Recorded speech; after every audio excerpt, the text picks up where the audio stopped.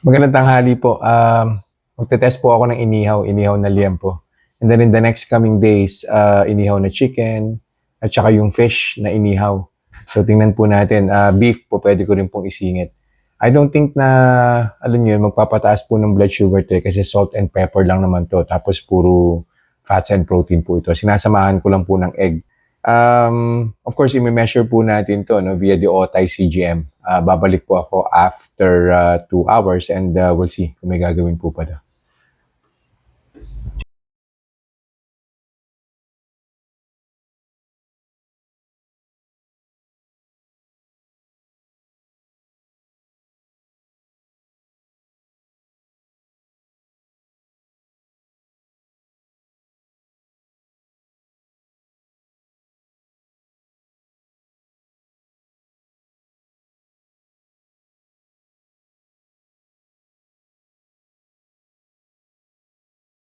Conclusion na po tayo dun sa kinain kong inihaw na liempo. Meron po siyang kasamang 2 pieces ng sunny side up na eggs.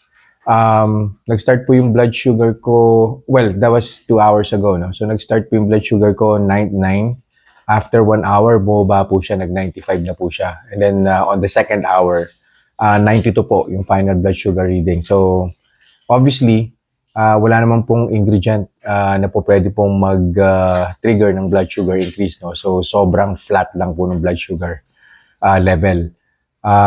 For as long as magiging, alam niyo po yun, maging mindful lang tayo dun sa carbohydrates intake po natin. No? Huwag pong gagamit ng pambabad na matamis. Huwag po natin sabayan ng kanin. Ayan, or kung trip niyo po na mag-bread sa mga karne, wag na lang po kayong kumain ng bread, no? So, pwede naman po yan, eggs, or po pwede rin po kayong mag-slice ng konting cucumber, or samahan po yan ng lettuce, yan po yung madalas na ginagawa ko, or kimchi.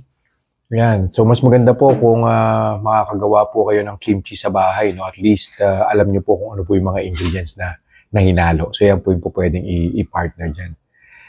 So yun lang po for this review. I'll see you guys in the next vlog. Bye-bye. Reminders lang po, huwag pong mag-aanli. Always eat in moderation.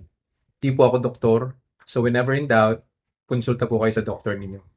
And yung results po ng mga review na ginagawa ko, it may vary. So huwag niyo pong i-expect na yung resulta sa akin is magiging kapareho po ng resulta sa inyo. So yun lang po. Have a nice day.